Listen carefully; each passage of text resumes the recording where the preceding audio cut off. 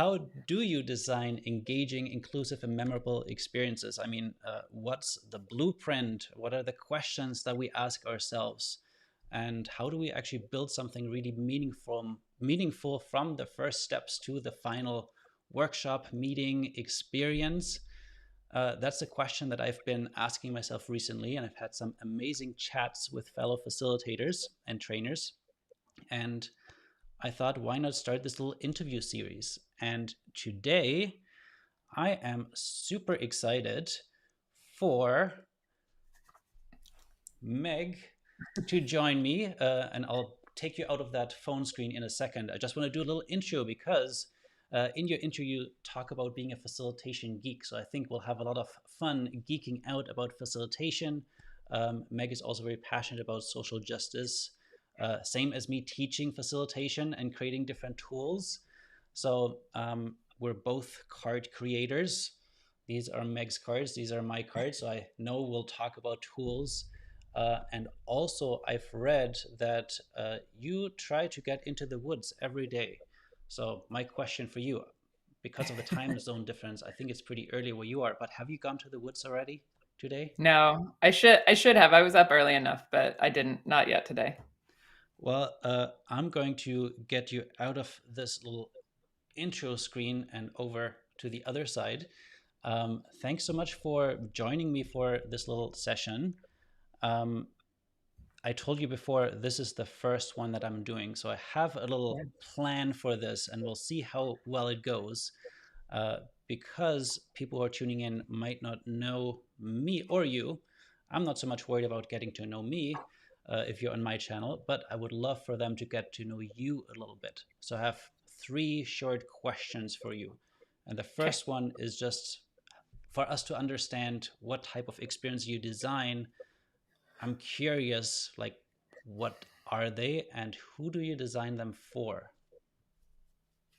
Yeah, so I would say for the last 2 years, I've mostly been teaching people how to facilitate. And that can range from anything from like a 1 hour workshop on like how to hack and kind of utilize all of the features and like functions of Zoom to like a full 2 day in-person experience on how to run how to facilitate and like specifically even how to facilitate social justice conversations or DEI committees and dialogues. And yeah, the folks that I usually do that for are going to be honestly, it's a huge range of people. It's teachers, it's administrators, it's nonprofit leaders, it's other educators, it's independent facilitators and consultants, and it's some businesses too. But I think that's most of the list that's hired me so far. But it tends to just be people who want to understand more about this world of facilitation and how they can kind of integrate it into their work and to improve their work and their lives. Awesome. So maybe the list is going to just keep growing because people now hear about you in this video. Um, so what is it about those different experiences that you create that you love the most? Like, is there one part where like this really lights you up when you're facilitating? Yeah, I would say, well, the simplest answer would be that every time someone says something I've never thought of, that is just a sheer joy to me, and something that to me is like why I'm such a facilitation geek is because there are activities I've done over 100 times, and people will still say things that I'm like, no one's ever said that before. That's so cool. I find that so fascinating. And I would say the other thing is that facilitation feels like a real mystery to people. They feel like, I don't know why that was such a good session, but it really was. And like, what made it work? And so part of my work and my joy is figuring out how to communicate what those like kind of points of mystery are, and how to make it so that you can learn them and you can replicate it. And so I did a workshop last week, and somebody wrote like, I feel like I learned the mystery, and I feel like I have so much more like skill and capacity to like make good things happen on purpose. And that just brings me so much excitement, that kind of demystifying of facilitation. Nice. It reminds me a bit, and I think of myself, and I think that's why we can probably chat for a very long time. I'm sure. But we'll try to keep it valuable for this conversation today, because I love to re-engineer. Like when I have a great experience, I like to go back and re-engineer, like what Mm. actually happened, how do we get there? Hmm. Like even when I created my question cards, sometimes it's a conversation that I'm like, huh, what's the question that got us here, or what question could I come up with to get us to the same kind of moment again with a new set of people. Hmm.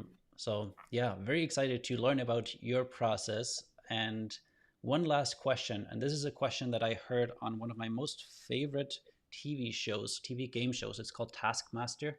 Are you familiar Okay. with it? I don't think so. It's a British show, and they make their contestants, which are all comedians, do these really fun tasks. And there is one question this week where everybody had to bring in an object. And I'm actually Okay. curious to hear your answer to this question. You don't have to have the object with you, but the Okay. question was, if aliens visited you today, what would you show them?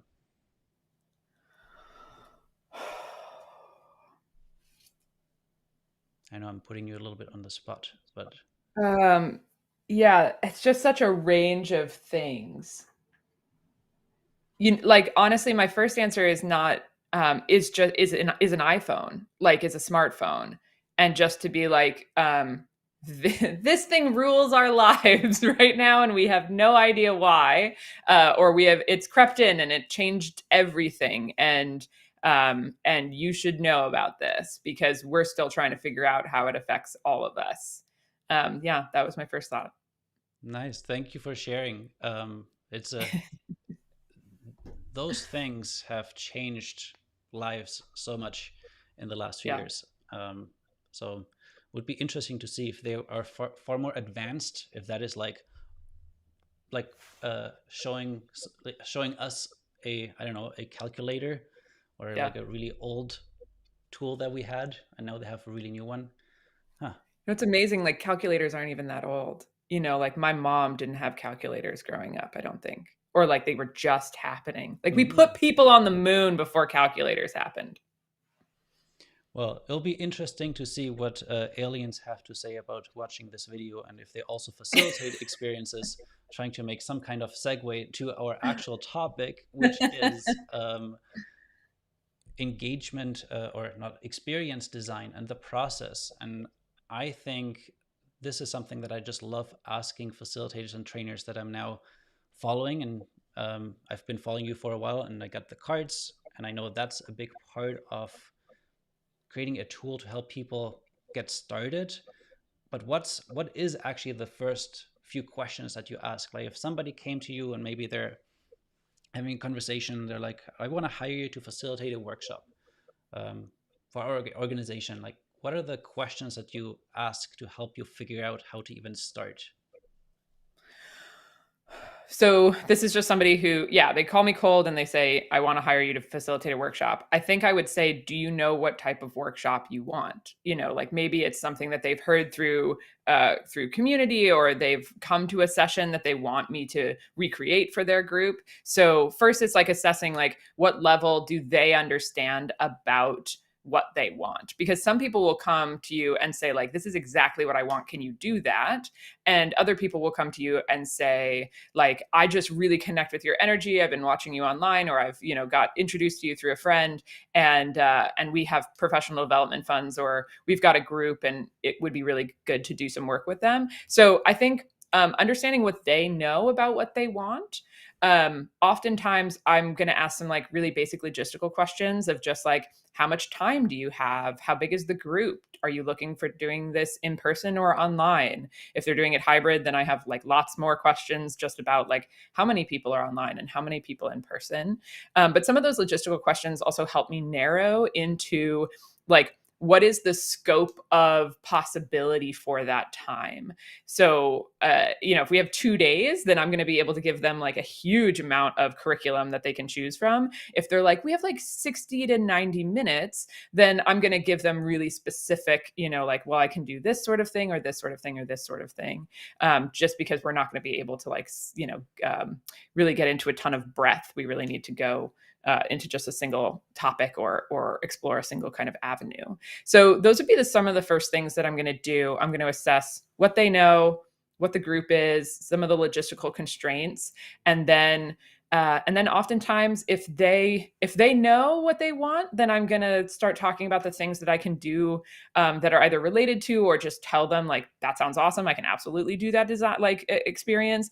Or if they really don't know, then I'm gonna start listing previous workshops, kind of like modules that I've done before, where it may not be like an entire curriculum, but just like, well, this is a thing I often like to talk about, or this is a part that I often like to do. And that's probably where we start, and I just kind of let them react to and respond to like what I'm saying, and like see what resonates and connects and what doesn't. Nice. Yeah, it's interesting to think of like when somebody comes to you, like what do they already know, right? Like what is their starting point? So I like that you're trying to figure out, okay, like what, yeah, what have you already maybe done? What type, like how did you get introduced is also a great question to figure out, like are they familiar? Have they maybe attended one of your other workshops? Are they familiar with something else that you're doing? So Yeah. when you, and this is a question maybe we'll come back to later, but I'm curious, first thoughts, do you usually design very closely with, let's say, an organization, a client, or do you kind of get all the information and then like you do your own creating the whole outline and you bring that back, or maybe you even don't share that that's actually what happens in the workshop? I'm curious about like how much is the involvement if it was the ideal situation for you. I think it really depends on the scope of work. And I can give you like a more specific answer than it depends. So what I mean by that is I've been brought in to do like I think it was like a 2 or a 3 day train the trainer, where this group like this was an organization that had summer camps all across the world, mostly in the US, but some internationally as well. And they wanted to be able to train their volunteers on diversity, equity, and inclusion issues, on being more kind of culturally aware and sensitive and inclusive. And they wanted their like folks who were full-time at that camp to be able to do that. And so we brought them in for a train the trainer, where I actually like gave them a curriculum and then taught them how to deliver that curriculum. And for that, we needed to work really closely because I didn't know the type of content, like the specific content that they wanted in that curriculum. And then I also wanted to make sure that like not just we kind of designed the curriculum together, and then I designed the train the trainer around that. So that was working really closely with somebody, and I thought that that was like an ideal experience for that request from that company. But last week I ran a workshop where this is somebody who's worked with me a lot. They are really familiar with my work. They trust, kind of that they trust me to design an entire day. And it was much more of an open-ended request of like, hey, do you want to do a whole day on facilitation? And I was like, yes, of course I do. And they're like, great. Send me a description, send me a title, I'll put it out to my network, and I'll advertise it for you, and I'll kind of, handle all the signups. And so for that, I just needed to create a title and a description that they were excited about and they wanted to advertise. And they had no idea what the curriculum was going to be, or what we were going to move through. But they've been to other workshops of mine. They are really familiar with my work. And so they had enough to know kind of like what, kind of what the experience was going to be like, but they had no influence nor awareness of what we were going to do at any point in that full day intensive. Did you have an idea what you're going to do when they started marketing it? Yeah. I would say that's not to say that like I haven't marketed things and then built them. Like I absolutely have. But because for the last year, I've been doing a lot of like teaching people the kind of like the magic behind facilitation, or demystifying facilitation, and teaching people about how to use facilitator cards, which to me is like a huge part of that demystifying process. Because I've done that a couple of times, I basically knew what curriculum I was going to run before we advertised it, because it's a curriculum I've kind of been like honing over the last year. Mm-hmm. Yeah, that's really interesting because I think for me, very often, especially when I host my own like workshops and trainings, it's something that I've done before, I always start marketing before I even design the content. Yeah. Like I figure out what's the outcome that I want to achieve and what is the language that hopefully gets someone to be like, yes, I want that, before I take the next step, which also has led to me putting out events or ideas where there just were crickets, like nobody was really interested, and therefore I saved a lot of time not creating a whole curriculum. And I think there's also a lot of people out there who might think that you have to have everything figured out before you can tell people, before you can kind of sell that to someone. And I think Yeah. when you're working with organizations, it's often the other way around, that you are hired to then create the curriculum or create the content. So once they said, yes, it sounds good what you're offering, that's where you get into the nitty gritty. I think both happen. And I think it's okay for somebody to, if somebody was like, I really need to know what I'm going to be doing in order to properly articulate it or to sell it, I would be like, awesome. And if somebody else is like, I really want to just like test pilot it and like float it out there and see if people are interested before I design it, I think both are super valid approaches, because I think some of us are just, yeah, it's too nerve wracking to offer something that we haven't got even like a skeleton of an outline for. I've definitely had regrets about doing it that way before, where I'm just like, I'm going to describe it and then I'll build the event after. I've had regrets on that front.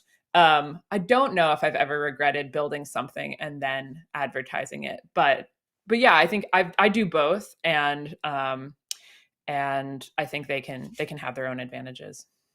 Nice. I actually think this might be a great question for everyone who's watching to share their own thoughts in the chat or in the comments if you're watching the replay. I'm curious, like, what comes first for you? Writing or figuring out the whole outline, the event flow, the curriculum before you kind of sell it, before you market it, or do you market it first and then the other part comes after? Um, so yeah, curious what everybody thinks who's watching this.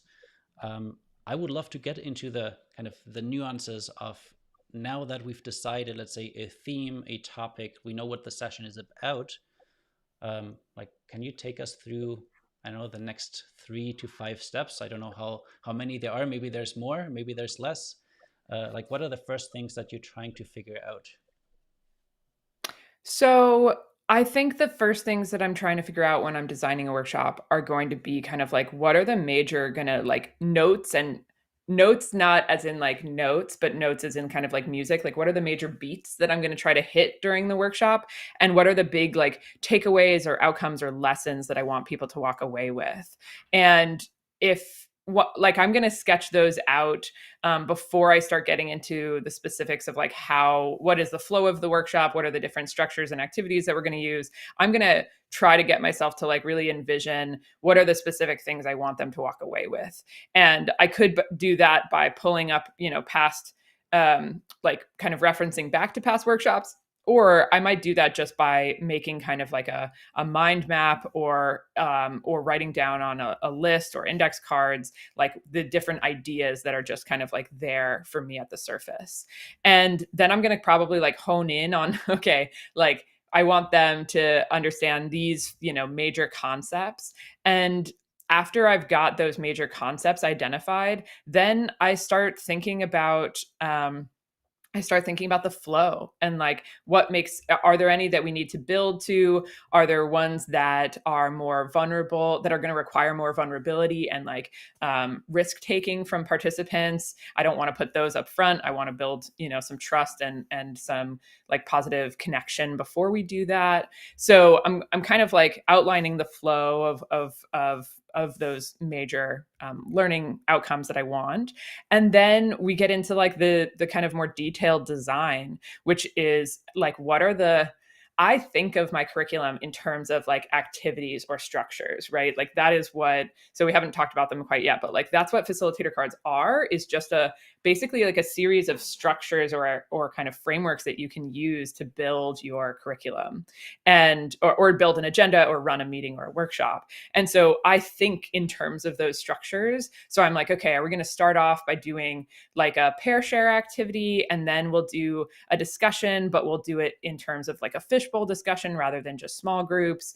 And for me, like, I'm literally at that point probably going through the deck of facilitator cards and just pulling out the ones that jump out to me, or the ones that I know, the ones that, really just the ones that jump out to me. And so I'm making a pile of like possibilities of things that I could use, and then I'm going to lay those out and look for a couple of things. So one of the reasons that I use facilitator cards when I plan my sessions is basically they allow me to keep a lot of things outside of my head. Like, I don't have to keep everything up here anymore. I can actually like externalize it, and they've like been externalized onto the cards. So when I build a curriculum on them, I can like lay out all of my ideas, and there's a few things that I can like go back and review and see. One of those is there variety? So one thing that I think helps in a workshop is variety of group sizes. So having people do things as individuals, in pairs, in small groups, and in large groups.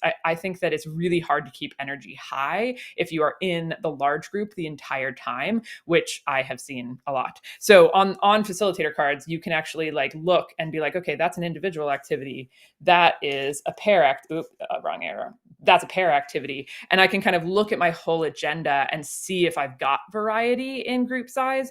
And then I also look for variety in like props and materials. So some facilitator cards have no materials needed, and some have like paper and pen. And so if I've got a variety of materials, that also means that there's different ways that people are being asked to interact throughout the session. So that's just that kind of reassures me that it's going to have more variation, which to me almost always increases participation. So Can I yeah, ask you like, a question on that? yeah, go ahead. Because I totally think about that as well. Like, how can we engage them in different ways rather than doing the same type of activity the whole time? Yeah. Is that something that happens for you as you're looking for the activities, or do you like do like a draft one, let's call it like that, and then look at, okay, it looks like I don't have a lot of variety. Maybe I exchange some things. Like, yeah, Yeah, I think it's both. What's cool about facilitator cards is that each one is different, right? So, like, if you're using them to plan, then you have some level of variety inherent in just like if you have two cards, you have at least two different ways that you're going to engage the group, right? So, the variety starts by being kind of inherent in just using each card as an individual process. And then I will review and be like, oh, we are actually only doing talking out loud small group activities in the afternoon, or at least that's what I currently have planned. Let me go back and see if there's a way to mix that up. So yeah, so I'm doing it both like as I'm building and as a review. nice. I know we don't have the time to go like really deep into this, but I do want to make sure that we'll put a link to the facilitator. Is it facilitator.cards? Is that the URL? Mhm. I'll put Yep. a link to that in the comments for anyone who wants to look at those different building blocks, because I think that's really good. And I've talked about this before. I think everybody who's training, facilitating should create their own kind of list or database of activities that you love to use, because that's Yeah. like, even when I attended one of your sessions, Meg, and you had us find the facilitator cards that we're familiar with, that's a really good starting point rather than having to learn a new activity when you're facilitating something, going back to what you already know and then adjusting it, finding different Right. variations to make them fit the theme or the group. Yep. Um, I have one last question on the process before I have a couple of speed fire questions to wrap us up, which is, how do you balance?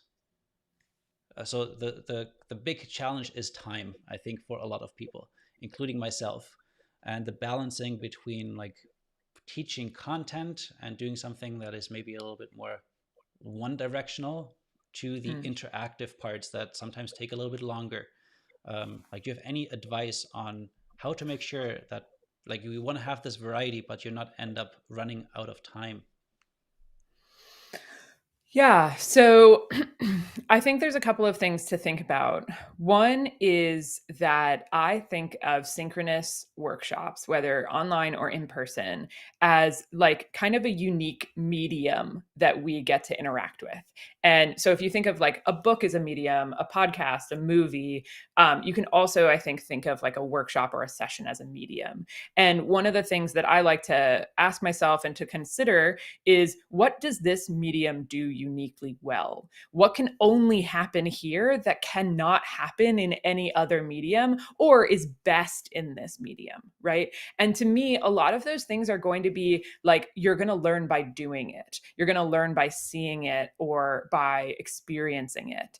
And the like more lecture heavy stuff is going to be things that I might be able to deliver to you in other mediums or in other ways. Now, that isn't to say you shouldn't ever lecture to people and they should only be doing like experiential activities in a workshop. But I think sometimes if I'm feeling stuck between like, I don't have time to deliver all this information the way that I want to, so I'm just gonna like lecture dump, information dump onto people. Sometimes I think it's good to go back to like, what can we do here that we cannot do in a follow-up email, in a YouTube video, in a podcast, in a book? Like, what can we only do here? And to allow that to be like a guiding kind of like light to your decision making, I think can allow you to be like, to decide that it's okay to take the time to do the experience, because that's going to be the unique thing that we can do here. And to also be okay with, you know what, we've been doing so many experiences and we've been having so much interaction. What I'm actually going to choose to do now is to do a little mini lecture or to do some presentation bit, because it's actually going to allow them to like kind of like rest and not have to participate the whole time. And that's going to allow me to feel like, confident that they got this specific piece of information that I want to make sure they walk away with. So yeah, I think that time is something that is finite, that we do come up against. And for me, over the years of facilitation, I used to think like, this is my only opportunity. I have to cram everything in, more the better. And now I actually watch sometimes as I've like oversaturated people. That I was doing a workshop last week, and I think if that workshop was an extra half hour, people would have been so exhausted that the last half hour would have just fallen apart, because we kind of saturated it with so much information and so much to take in, that by the time we hit 3 o'clock, people were like, I am done, And so I think it's good to know that like, it's not just about how much you can fit in, but it's also like how much people can absorb. I sometimes think of it like a sponge. Like if you soak people, like a sponge can only absorb so much water before it needs to be wrung out, before it needs time to breathe. And so I think information and experiences can be that same way. Like, more is not necessarily better. I think unique opportunities that we can only do and things we can only do together, those are the things to me that that I really try to prioritize, or that I hope I prioritize. I love it. Such an important question to ask, especially now that there's a lot of people thinking of designing hybrid sessions. And like, what is the reason why we actually need to gather in person, and what is the reason why we should be all virtual? Kind of remind me of the questions that you asked there as well. Mm. Mm-hmm. Um, I have 5 really quick speed fire outro questions that hopefully you can answer for us in like a sentence or a paragraph. Okay. Are you ready? Ready. Okay. The first one is a this or that question. How do you feel post workshop when you're facilitating? Energized or drained? Uh, Usually, it's really usually both. Drained. Like if it had to be one, I would say drained. But like usually in one of the best ways that I feel. It's like after skiing, you're like, oh my god, I'm completely exhausted, but I feel really excited about that exhaustion. That's how I feel. Nice. Do you have any pre-workshop rituals or anything that you do right before either people come into the room or before they show up on Zoom? I'd probably take a deep breath, but not in like a this is my deep breath moment, but just in like a trying to calm my nerves. And then I'm probably also like flipping through my facilitator cards, which honestly sometimes feel kind of like a security blanket of like, I'm not doing this alone. I've got plans, you know? So that's probably what I'm doing. Nice. Yeah, it sometimes feels good to touch a card or touch something. Yeah. Yeah. What's your recommendation for a great um, book, YouTube channel, or a podcast? I know you just did a whole video about that Yeah. for facilitators, but do you have one that you would recommend people check out? Um, just in sheer variety and number of videos, I'll just give a shout out to Chad Littlefield's YouTube video channel. Chad has so many videos on there, and you can kind of like search his channel for like, you know, I want an icebreaker, I want, you know, how to increase participation, I want a whatever. So yeah, I'll give Chad a shout out and say that's a really great YouTube video kind of like database in and of itself to look for facilitators. Yeah, Chad Littlefield.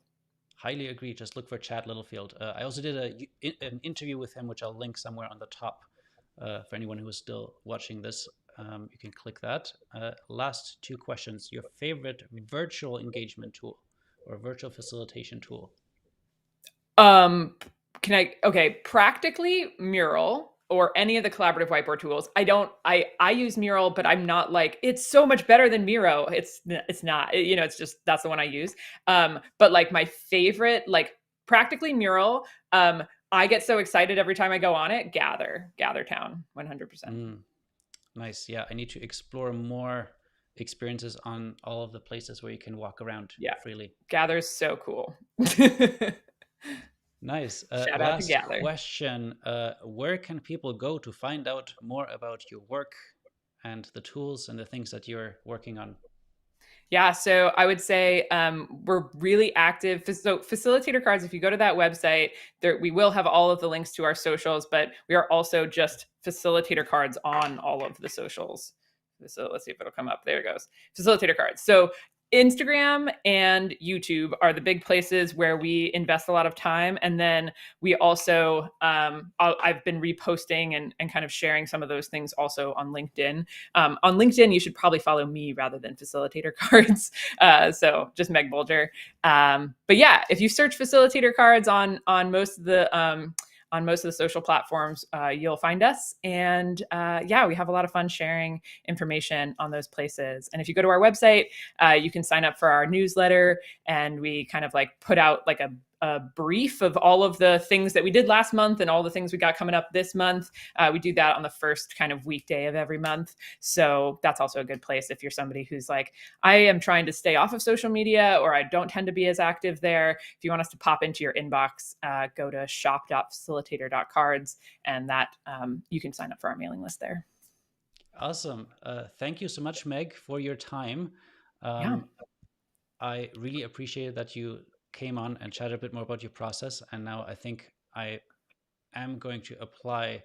Like there was one nugget. I think I have to rewatch this video myself. I'm like, I should have written this down and I didn't. But the one thing that stood out to me was just the reminder about variety, like variety of group Mhm. size, variety of activity, making sure that we engage people in different ways. So if anybody is watching this till the end, let us know what your takeaways are. And hopefully I'll see you in the next video. Like I said, I am planning to make this a little series. So make sure you're subscribed so that you get notified about the next video. Cool. Thanks for having me. And if you are still watching, thank you so much again to Meg for joining me for this fun little interview. Like I said, please make sure you're subscribed to make sure you get notified about any of the other videos I will do on the same topic of chatting with other facilitators and trainers, figuring out what is their experience design process and what can we learn from that. Also, if you are new to this channel, I have one more thing that I wanted to share, which is I have just launched my own database of connection activities that you now can subscribe to. There's a really powerful search and filters that you can find an activity that helps increase engagement and deepen the connections of your participants. All right, I will see you next time. Bye.